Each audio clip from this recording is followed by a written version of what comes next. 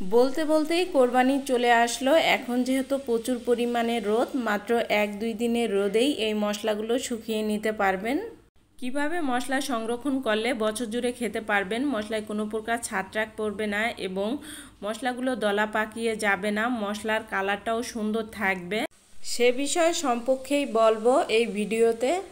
বাজার থেকে কিনে আনা হলুদ, মরিচ, ধনিয়া এগুলোর মধ্যে কিন্তু অনেক ময়লা থাকে, তাই এগুলোকে সঠিকভাবে প্রস্তুত করে কিভাবে সংরক্ষণ করে থাকি তাই দেখিয়ে দিব। আশা করছি প্রথম থেকে শেষ পর্যন্ত ভিডিওটি দেখবেন এবং আপনারা উপকৃত হবেন। প্রথমে করে দেখাবো হলুদ। হলুদের কালারটা সুন্দর না হলে তরকারির কালারটা সুন্দর আসে না। এখানে আমি 1 কেজি হলুদ নিয়েছি। বাজার থেকে হলুদ কিনে আনার পর এই হলুদগুলোকে খুব ভালোভাবে পরিষ্কার করে বেছে নিতে হবে, যাতে এর মধ্যে কোনো প্রকার ময়লা না থাকে। আর হলুদের কালারটা কিন্তু অনেক সুন্দর দেখাচ্ছে, তবে এই হলুদগুলো মোটেও এতটা কালারটা চকচকে নয়, বরঞ্চ এখানে হলুদ মিশিয়ে কালারটা এরকম চকচকে করানো হয়েছে। তাই এই হলুদগুলোকে খুব ভালোভাবে পরিষ্কার করে কয়েকবার পানি পাল্টিয়ে ধুয়ে নিতে হবে।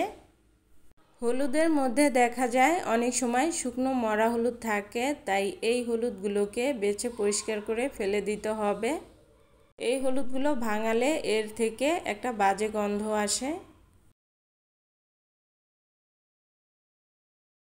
কয়েকবার পানি পাল্টিয়ে ধুয়ে নেওয়ার পর পানিটা যখন এরকম স্বচ্ছ হয়ে যাবে, এই পর্যায়ে হলুদগুলো উঠিয়ে পানি ঝরিয়ে এগুলোকে রোদে শুকাতে দিতে হবে। এখন যেহেতু প্রচুর পরিমাণে রোদ উঠে, তাই 2-1 দিনের রোদেই এই হলুদগুলো শুকিয়ে নেওয়া যাবে। এখন করে দেখাবো ধনিয়া। এখানে আমি 1.5 কেজি ধনিয়া নিয়েছি। বাজার থেকে কিনে আনার পর এই ধনিয়ার মধ্যে কিন্তু অনেক মাটি থাকে। ধনিয়াগুলো দেখলে বোঝা যায় না, তবে ধনিয়াগুলো ঝাড়ার পর কিন্তু এর থেকে ঠিকই ময়লা বের হবে, যেহেতু ধনিয়াগুলো মাটিতে শুকানো হয়। এখন এই ধনিয়াগুলোকে আমি ঝেড়ে নিব, তবে আপনাদের হাতের কাছে যদি কুলা থাকে তাহলে সহজেই কুলা দিয়ে কিন্তু ধনিয়াগুলো ঝেড়ে পরিষ্কার করে নিতে পারবেন। এভাবেই সবগুলো ধনিয়াকে ঝেড়ে নিতে হবে। ধনিয়াগুলো ঝাড়ার পর এরকম ময়লা বের হবে, এই ময়লাগুলোকে ফেলে দিতে হবে। সবগুলো ধনিয়া যখন ঝেড়ে নেওয়া হয়ে যাবে, এরপর এগুলোকে পরিষ্কার করে ধুয়ে নিব। এ পর্যায়ে ধনিয়াগুলো হাত দিয়ে খুব ভালোভাবে কুচলিয়ে ধুয়ে নিতে হবে।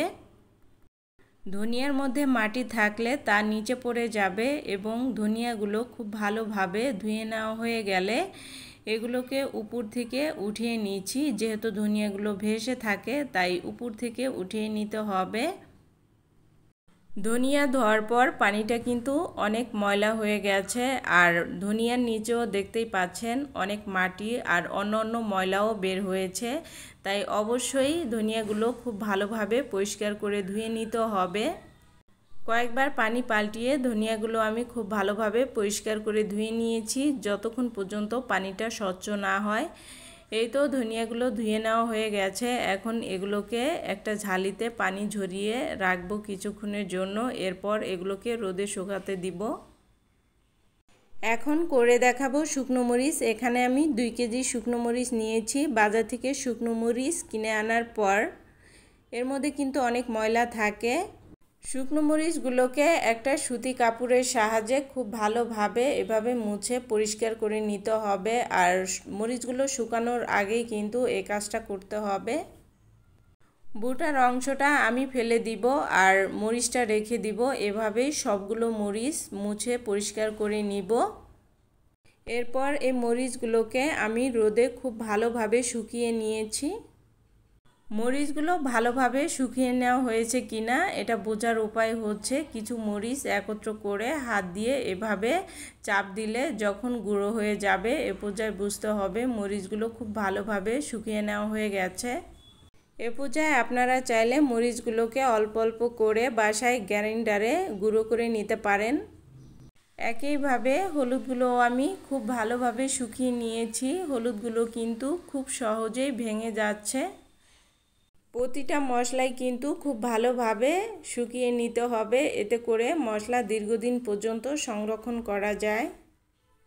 একইভাবে ধনিয়াগুলো কিন্তু শুকিয়ে নেওয়া হয়ে গেছে। কিছু ধনিয়া হাতের মধ্যে নিয়ে এভাবে একটু ঘষা দিলেই বোঝা যাবে ধনিয়াগুলো কিন্তু অনেকটাই গুঁড়ো হয়ে গেছে। এর মানে ধনিয়াগুলো খুব ভালোভাবে শুকিয়ে নেওয়া হয়ে গেছে। ধনিয়াগুলো শুকিয়ে নেওয়ার পর আবার একটু ঝেড়ে নিতে হবে, এতে করে ধনিয়ার মধ্যে থেকে অতিরিক্ত ময়লাটা বের হয়ে যাবে। হলুদ, মরিচ, ধনিয়া সবগুলো মশলাই আমি ব্যাগের মধ্যে ভরে নিয়েছি। যেহেতু মশলাগুলো পরিমাণের তুলনায় বেশি, তাই বাজারের মেশিন থেকে এই মশলাগুলো গুঁড়ো করে আনিয়েছি। মশলাগুলো কিন্তু অনেক ঝরঝরে হয়েছে, আর মশলাগুলো যদি ভালো মতো শুকানো হয় তাহলেই কিন্তু এরকম ঝরঝরে হবে। আর মশলার কালারটাও কিন্তু বছর জুড়ে খাওয়ার পরও এরকমই সুন্দর থাকবে, কোনো প্রকার মশলা দলা পাকিয়ে যাবে না, আর মশলায় কোনো ছাত্রাকও পড়বে না। মশলাগুলো সংরক্ষণ করার জন্য ধোয়া পরিষ্কার জারের মধ্যে রেখে মশলাগুলো বছর জুড়ে সংরক্ষণ করে খেতে পারবেন। ভিডিওটি থেকে যদি সামান্য পরিমাণেও উপকৃত হয়ে থাকেন তাহলে অবশ্যই লাইক, কমেন্ট, শেয়ার করবেন। সেই সাথে আমার চ্যানেলটি সাবস্ক্রাইব করে রাখবেন। আর ফেসবুক থেকে দেখে থাকলে আমার পেজটিতে অবশ্যই ফলো দিয়ে রাখবেন। আল্লাহ হাফেজ।